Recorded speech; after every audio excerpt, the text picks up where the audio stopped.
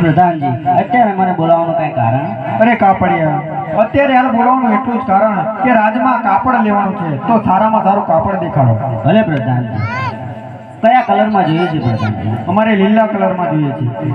તો લો પ્રધાનજી આ લીલું કાપડ. તો આની કિંમત શું છે? ₹1,00,000 પ્રધાનજી. બહુ સારું.